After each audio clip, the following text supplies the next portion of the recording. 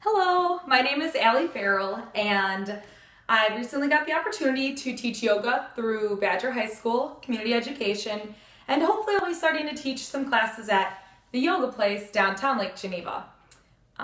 So I guess I just wanted to do this video to maybe break the ice for those of you that have never experienced it or are just not sure what to expect, because I've been there.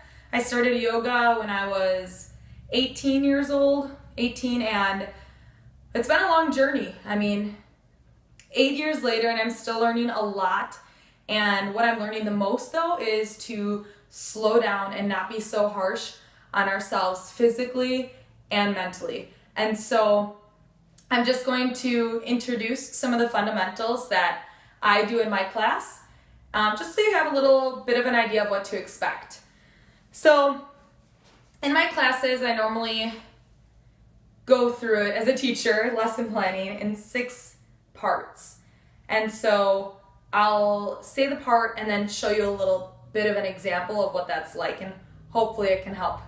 Okay, so to begin,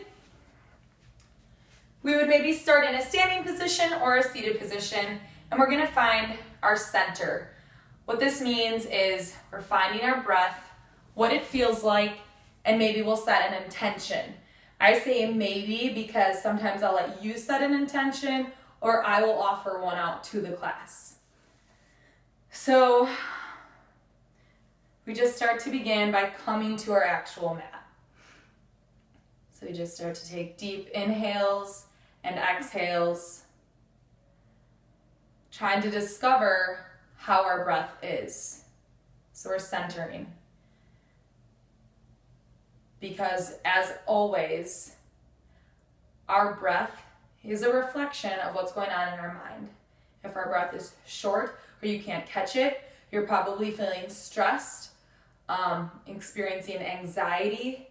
And so yoga is just this reflection of how are we doing right now. It's being mindful of your body.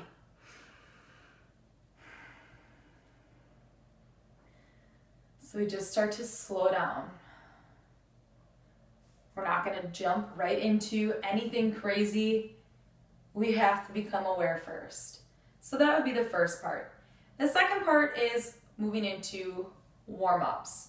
And so this is going to be warming up the spine in all directions. So you could start in a simple cat-cow position.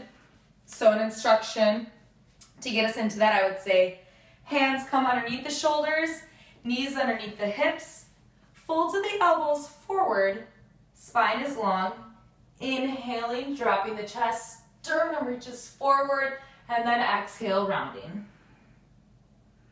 We might then bring it up to a standing position, rooting the feet into the mat, and we might just start off with some inhaling and exhaling forward folds. So we go through dynamic movements. The third part is going to be asanas. And what that means is posture. So are we getting into a warrior 2 now? Now that we've warmed up, we have the breath moving, the blood moving, now we can start to build strength and endurance. So we would find a pose and hold this for a while, strengthening the arms, using your own body weight. Holding that, developing postural alignment, developing focus of the mind now. And then after that third step, we would flow into any releases, anything we have left. And so we normally get a pretty good vibe once the class is going, you know, what are we needing? What else do we need? Is it maybe an additional spinal twist? Neck release, maybe a nice heart opener, opening up this chest where we are so often tight here. And then my favorite part of the practice is the relaxation. And so this is known as Shavasana or corpse pose. We slowly and mindfully make our way onto the mat, and then we lie there. And Shavasana, I'm learning, is not a time to fall asleep, but rather just kind of mentally just leave your body and just kind of watch what's happening. And so you let your breath go. I never say now, inhale and exhale in Shavasana. Now you're just being. And it's a great pose after that 4 parts that you've experienced beforehand. And then with enough time given for relaxation, finding and just appreciating that inner peace that you have cultivated, we'll come back up into a seated position to recenter ourselves and then send you out on your way. It's a beautiful practice. I really do enjoy it, and I incorporate modifications. And so if today Warrior 2 just isn't working for you, you can drop the arms, or maybe I'll say step the foot up a little bit. So I'm really watching you guys to help guide you through your experience. I'm not going to stay on my mat. I'm not glued to my mat. I'm constantly moving around, making adjustments so that your experience can flow a little bit better.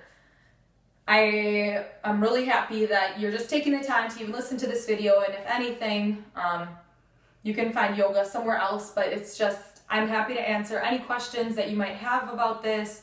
I'm super passionate about it, and hopefully would love to see you there. But if you would like maybe another video or explanation of something, a pose, or just stop down by my room, which is room 120, I'd be happy to explain anything that you might need, email, whatever it is. I'm happy to answer your questions. So thank you so much for your time, and hopefully we'll see you September 15th and September 17th, 6 to 7 o'clock every Tuesday and Thursday.